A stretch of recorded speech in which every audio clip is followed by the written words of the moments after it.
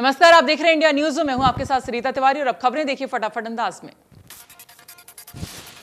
हरियाणा के मुख्यमंत्री मनोहर लाल खट्टर ने आज नारनौल का दौरा कर ऐतिहासिक ढोसी पर्वत का अवलोकन किया। उन्होंने कहा कि एक ऐतिहासिक धरोहर है। उन्होंने आश्वासन दिया कि ढोसी पर्वत को टूरिज्म में परिवर्तित कर इस क्षेत्र को विश्व के मानचित्र पर लाया जाएगा। इस क्षेत्र में टूरिज्म को लेकर काफी उम्मीदें हैं। सीएम ने दौरे के दौरान ढोसी के साथ लगते 2 गांव को 1-1 करोड़ और ढोसी को पर्यटक स्थल बनाने के लिए 1 करोड़ देने की घोषणा की है। सोना के दौरे पर सीएम मनोहर लाल खट्टर ने 125 करोड़ रुपए से पूरी होने वाली 50 घोषणाओं को मंजूर किया है। वहीं दावड़ी में सोना में 16 करोड़ रुपए की लागत से बनने वाले 2 सचिवालयों का रैली स्थल से ही ऑनलाइन शिलान्यास किया गया। वहीं सरमथला और ग्वाल पहाड़ी में खेल स्टेडियम का निर्माण किया जाएगा। साथ ही सोहना में 100 बेड का नागरिक अस्पताल भी बनाया जाएगा। महेंद्रगढ़ के माधोगढ़ किले पर पहुंचे मुख्यमंत्री मनोहर लाल ने सतनाली सामुदायिक स्वास्थ्य केंद्र का शिलान्यास किया। वहीं सीएम ने आजमनगर में 33 केवी सब स्टेशन का भी उद्घाटन किया है। साथ ही माधोगढ़ किले का निरीक्षण किया और जल्दी से टूरिस्ट स्पॉट डेवलप करने की बात कही। इलाहाबाद उपचुनाव को लेकर चुनाव प्रचार अपनी चरम सीमा पर पहुंच गया है। प्रचार के अंतिम सप्ताह में सभी राजनीतिक दलों ने वोटरों को लुभाने के लिए अपनी पूरी ताकत झोंक दी और इसी कड़ी में नेल उम्मीदवार अभय चौटाला ने इलाहाबाद के कई गांवों का दौरा किया और उन्हें वोट देने की अपील की है। प्रदेश सरकार ने अधिकारियों को आदेश दिए हैं कि खराब हुई सभी फसलों की गिरदावरी शुरू करवाकर मुख्यालय रिपोर्ट भेजी जाएगी। बेमौसम बारिश ने किसानों की कमर तोड़ दी है। मानसून के चले जाने के बाद भी काफी बारिश हुई, जिसके चलते कपास और गेहूं के बाद धान, बाजरा और गन्ने की फसल पर असर पड़ा है। राजस्व विभाग ने पटवारियों की टीमों का गठन करके जिले में गिरदावरी की प्रक्रिया शुरू कर दी है। 25 अक्टूबर तक गिरदावरी का काम पूरा करके इसकी रिपोर्ट सरकार के पास भेज दी जाएगी। चरखी दादरी में डीएपी खाद को लेकर मारामारी जारी है, जहां नाराज किसान खाद देने के लिए पुलिस थाना पहुंचे हैं। वहीं महिलाएं और बच्चे भी खाद लेने पहुंचे, जहां सुबह से ही खाद के लिए लंबी लाइनें लगी हुई हैं। इस बार सरकार के नए नियमों के चलते किसानों को एमएसपी का भाव नहीं मिल पा रहा है। किसानों को बाजरे की फसल का भाव 1000 से 1200 रुपए तक ही मिल पा रहा है। किसानों का कहना है कि उसे फसल की उतनी कीमत भी नहीं मिल पा रही है, जिससे लागत निकल जाए। हालांकि सरकार ने किसान को होने वाले नुकसान की भरपाई भावांतर योजना के तहत करने की बात कही है। किसानों का कहना है कि यदि भावांतर भरपाई से किसान को कीमत मिल भी जाती है तो भी उससे प्रति क्विंटल 400 रुपए का नुकसान होगा। किसानों का कहना है कि उन्हें बाजरे की फसल आढ़ती की यहां मजबूर में बेचनी पड़ रही है, जबकि सरकार की तरफ से किसी भी एजेंसी के द्वारा बाजरे की फसल बोली पर नहीं खरीदी जा रही है। पलवल में हतीम के भीमसीका गांव में हंगामा, सीएम फ्लाइंग और फूड सप्लाई टीम पर हमला। वहीं ग्रामीणों ने संयुक्त टीम पर किया पथराव। दोनों भाग टीम की कई गाड़ियां भी तोड़ी। हाजी डेयरी फार्म पर पनीर का सैंपल भरने गई थी टीम। थाना प्रभारी और फूड सप्लाई अधिकारी को आई चोटें। फ्लाइंग टीम को नकली पनीर बनाने की मिली थी सूचना। नकली पनीर यूपी, दिल्ली में किया जाता था सप्लाई। पुलिस टीम ने नकली पनीर को गड्ढा खोदकर जमीन में दबाया।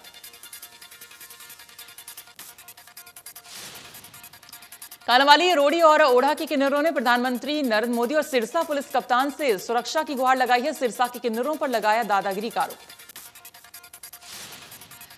किन्नरों ने प्रधानमंत्री मोदी और सिरसा पुलिस कप्तान से मामले में हस्तक्षेप करने की मांग की है। उन्होंने कहा कि पीढ़ियों से ये इलाका उनका है, जिससे अब वो कैसे छोड़े।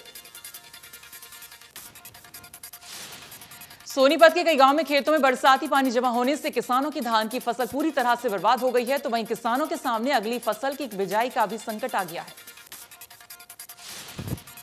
त्योहारों के मौसम में आर्थिक तंगी झेल रहे किसानों ने लघु सचिवालय पहुंचकर जिला उपायुक्त से मुलाकात कर सरकार से मुआवजे की मांग की है। सोनीपत का सरल केंद्र लोगों के लिए मुसीबत का केंद्र बना हुआ है। यहां पर दलाल टोकन व्यवस्था को बिगाड़ने का काम कर रहे हैं। इस मामले को लेकर एसडीएम का कहना है कि सरल केंद्र पर लोगों की सुविधा के लिए टोकन सिस्टम पूरी तरह से लागू है। अगर किसी को कर्मचारियों की लापरवाही दिखाई देती है तो शिकायत करें। बल्लभगढ़ में चांदपुर गांव में यमुना नदी के पास एक महिला नदी में डूब गई है, जिसकी तलाश ग्रामीण कर रहे हैं। हादसे की खबर पुलिस को दी गई है। फिलहाल पुलिस ने मामला दर्ज कर लिया है और महिला की तलाश करनी शुरू कर दी है। वहीं मौके पर गोताखोरों के नहीं पहुंचने पर ग्रामीणों में भारी रोष देखा गया है। फिलहाल महिला की तलाश जारी। सोना पुलिस ने सोना अलवर मार्ग पर बने होटल पर छापा मारकर 6 युवक युवतियों को गिरफ्तार कर लिया है। पुलिस ने सभी के खिलाफ अनैतिक देह व्यापार एक्ट के तहत मामला दर्ज किया। पुलिस का कहना है कि काफी समय से इस जगह पर देह व्यापार का काम चल रहा था। सभी आरोपी आसपास के गांव के रहने वाले हैं। पुलिस को सूचना मिली थी कि होटल में देह व्यापार का काम चल रहा है। पुलिस ने नकली ग्राहक बनकर होटल के मैनेजर के पास भेजा और छापा मारा। बल्लभगढ़ में चोरों का आतंक देखने को मिला। पैसों और सामान की लूटपाट के लिए युवक को चोरों ने पीट कर घायल कर दिया। युवक ने बताया कि घर में शादी का माहौल था। घटना के समय वो अकेला था, तभी आधा दर्जन बदमाशों ने उस पर लाठी डंडों से हमला बोल दिया और नकदी लेकर फरार हो गए। सोनीपत में आरपीएफ ने रेलवे की लाइन में चोरी करने वाले 3 चोरों को काबू किया। गोदाम के पास रखी रेलवे लाइन में चोरी करते हुए 3 चोरों को मौके से गिरफ्तार कर लिया है।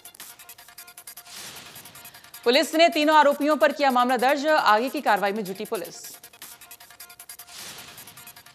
रोहतक के खिलवाड़ी गांव के रहने वाली एक जूनियर नेशनल महिला खिलाड़ी को फायर कर दिया है, घायल कर दिया।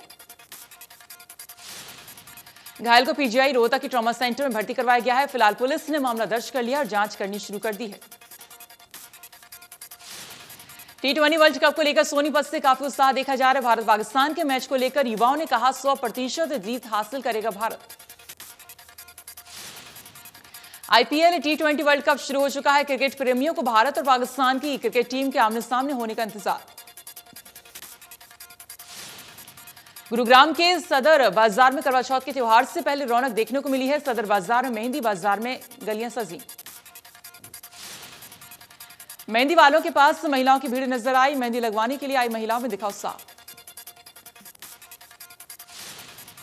करवा चौथ के त्योहार को लेकर बल्लभगढ़ के बाजार में आई रौनक छाई गई है। खरीदारी करने के लिए बाजार में महिलाओं की भारी भीड़ उमड़ पड़ी है। इस बार दुकानदार भी मान रहे हैं कि पिछली बार से अब की बार बाजार में अच्छी रौनक है, लेकिन कोरोना के नियमों का भी पालन जरूरी है। सूरजकुंड में लगने वाले इंटरनेशनल हस्तशिल्प मेले की तैयारी शुरू कर दी गई है। कोरोना के चलते पिछले साल ये मेला नहीं लग पाया था, लेकिन इस बार सरकार ने मेला लगाने की मंजूरी दे दी है। कला और संस्कृति का अनूठा संगम कहा जाने वाला यह हस्तशिल्प मेला 4 फरवरी 2022 से 20 फरवरी 2022 तक चलेगा। मेले के इस बार थीम स्टेट जम्मू कश्मीर होगा, तो वहीं नेशनल पार्टनर ग्रेट ब्रिटेन को बनाया गया है। इंटरनेशनल हस्तशिल्प मेले के नोडल ऑफिसर की माने तो धरती का स्वर्ग कहे जाने वाले कश्मीर की न केवल कला बल्कि संस्कृति का भी ये अनूठा मिश्रण देखने को मिलेगा। कश्मीर की पश्मीना शॉल समेत कई कारीगरी यहां पेश की जाएगी। इसके अलावा ग्रेट ब्रिटेन की संस्कृति, खान पान और वहां की कलाकारी का मिश्रण मेले का आकर्षण होगा। पिछली बार 39 देशों ने मेले में हिस्सा लिया था। इस बार उम्मीद है कि ज्यादा देश मेले में हिस्सा लेंगे। वीडियो कॉन्फ्रेंसिंग के जरिए प्रधानमंत्री नरेंद्र मोदी ने गोवा के आत्मनिर्भर भारत स्वयं पूर्ण योजना के लाभार्थियों और हितधारकों से संवाद किया। इस दौरान पीएम मोदी ने कहा कि जब सरकार का साथ और जनता का परिश्रम मिलता है तो कैसे परिवर्तन आता है, कैसे आत्मविश्वास आता है, ये हम सभी ने स्वयं पूर्ण गोवा के लाभार्थियों से चर्चा के दौरान अनुभव किया है। वैक्सीन डोज का आंकड़ा पार कर लिया है। इससे लोगों में, पर्यटकों में विश्वास बढ़ा है और इससे गोवा की टूरिज्म सेक्टर में नई ऊर्जा देखने को मिली है। पीएम मोदी ने कहा गांव में गोवा में दरअसल स्वदेशी और विदेशी दोनों पर्यटकों की आवाजाही भी निश्चित रूप से बढ़ने वाली है। मछली के व्यापार कारोबार के लिए अलग मंत्रालय से लेकर मछुआरों की नावों के आधुनिकीकरण तक हर स्तर पर प्रोत्साहन दिया जा रहा है। पीएम मोदी ने कहा प्रधानमंत्री मत्स्य संपदा योजना के तहत भी गोवा में हमारे मछुआरों को बहुत मदद मिल रही है। देश में कोरोना का कहर, एक दिन में 16,229 नए केस आए सामने। 666 मरीजों ने तोड़ा दम। एक्टिव केस 1,67,000 से ज्यादा। केरल में कोरोना के 9,361 नए केस से कुल मरीजों की संख्या हुई 48,97,000 के पार। एक्टिव केस 81,000 के करीब।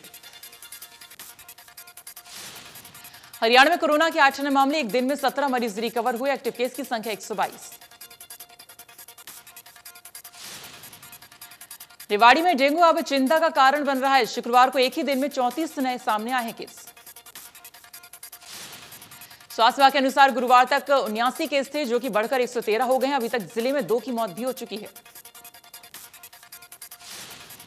डेंगू के मामलों में लोगों को जागरूक करने के लिए स्वास्थ्य विभाग ने शहर में जागरूकता रैली निकाली। सीएमओ डॉक्टर विजय दहिया ने बताया कि लोगों को जागरूक करने के लिए हमारे डोमेस्टिक ब्रीडिंग चेकर जिले में घूमेंगे और लोगों के घरों में जाकर जागरूक भी करेंगे। सिरसा में डेंगू का कहर लगातार बढ़ता जा रहा है। अब तक कुल डेंगू के मामले 300 के पार हो चुके हैं। पिछले एक सप्ताह में डेंगू के मामले सिरसा में दोगुने हो चुके हैं। वहीं स्वास्थ्य विभाग के द्वारा भी डेंगू से लड़ने के लिए कमर कस ली गई है।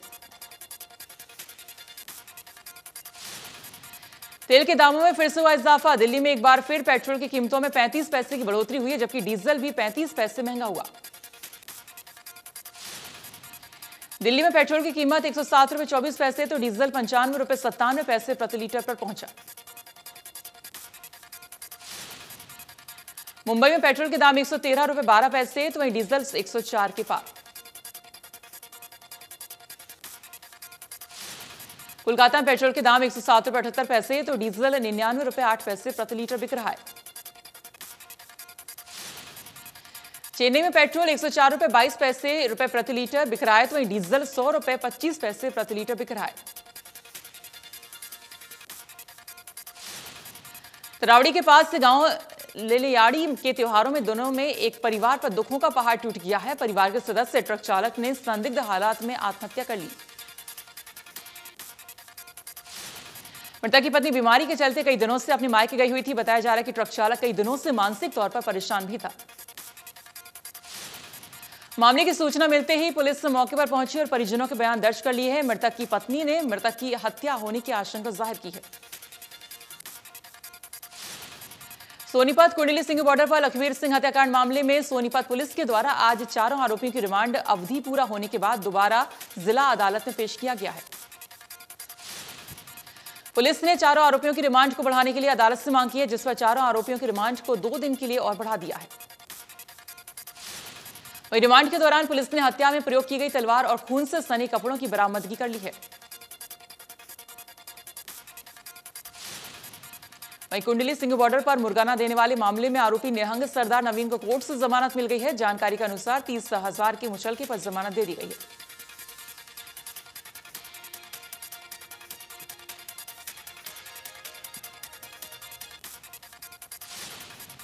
फरीदाबाद में 5 साल पहले अपहरण हुई बच्ची के आरोपियों को मां ने खोज निकाला। 3 महीने की बच्ची का 2 महिलाओं और एक युवक ने ऑटो से अपहरण कर लिया था।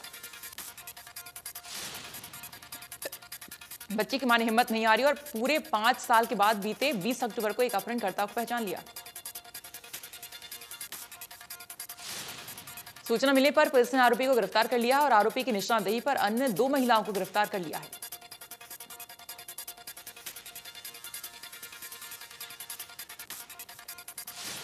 यूएई में खेले जा रहे T20 वर्ल्ड कप का सबसे बड़ा मैच कल यानी कि 24 अक्टूबर को रविवार को खेला जाएगा। ये मुकाबला दुबई क्रिकेट स्टेडियम में शाम 7:30 बजे शुरू होगा। दोनों देशों के करोड़ों क्रिकेट फैंस इस मुकाबले पर नजर बनाकर रखें।